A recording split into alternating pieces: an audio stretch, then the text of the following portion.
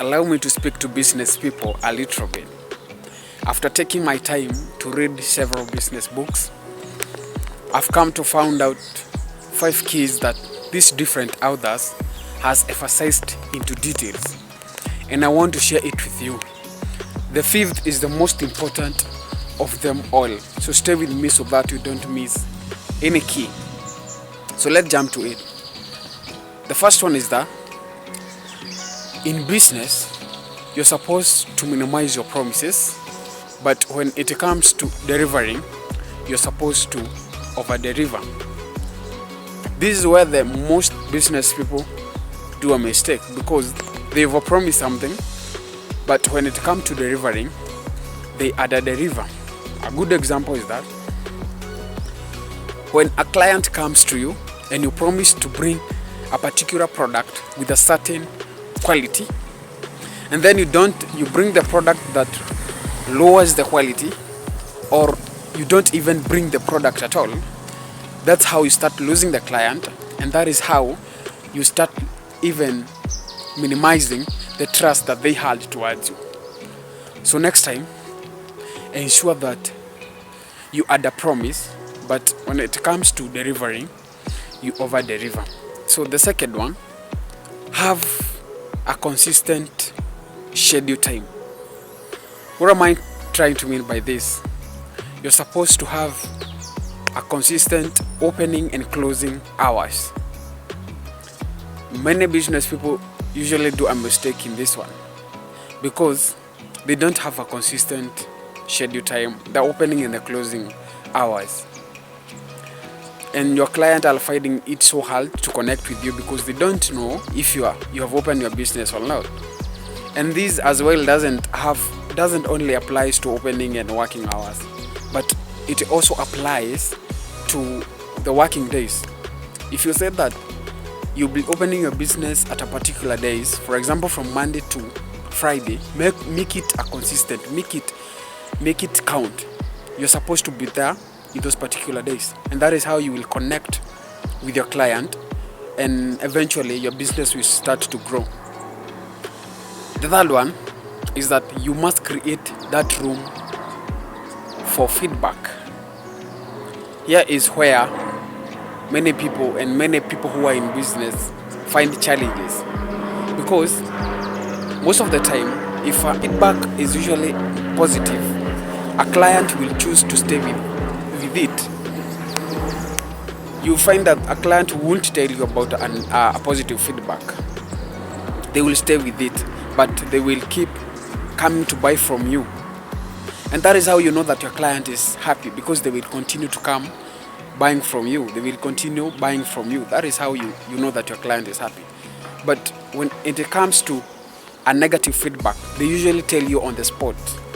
So if you don't have that capacity, you don't have that room to take feedback, negative feedback, you will start to take it so personally, and that is how you start losing your client, because now you start missing out. You start missing out what your client wants. I usually say that a negative feedback is supposed to empower you to know what your client wants, to shift your focus to the area that your client wants, and that is how you will grow your business, and even the sales will increase as well. The fourth key, and know that I may find some opposition here because of this key, but the truth will remain to be true. So allow me just to say it.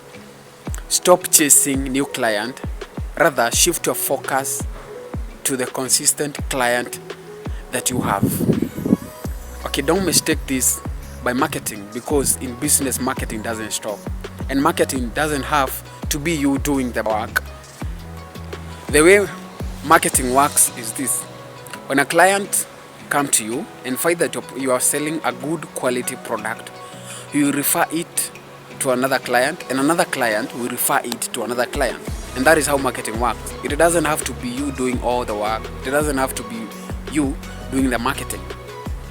So you're supposed to focus on the consistent client rather than chasing new client.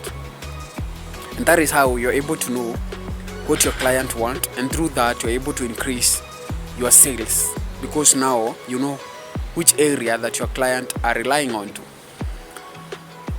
So the fifth one and the final and the most important one, but before that, remember to subscribe to my channel, link in the description, so that you don't miss any video that I post like this. And also remember to like as well. So the fifth and the most important one is that always employ the qualified employee. Remember, your employees are the foundation of your business. They can make your business grow, or they can just make your business fail. The mistake that is done by many business people, they usually employ people who are not qualified to the qualification of the business. When it comes to employing people, you're supposed to look on the qualification. Do they meet the qualification of the business?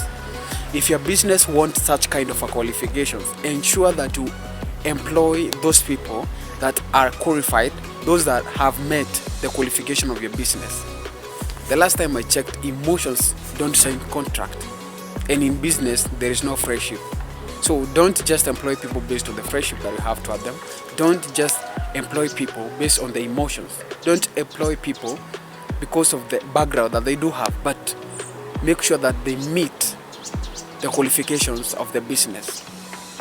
So having said that, I'll just wrap up this video at this time. But before that, I know that you have found this information to be valuable to you, and remember, it can be valuable to someone else. So share as well. And also, can you just tell me in the comment section which key were you not aware of, but now you know about it and you want to apply it in your business?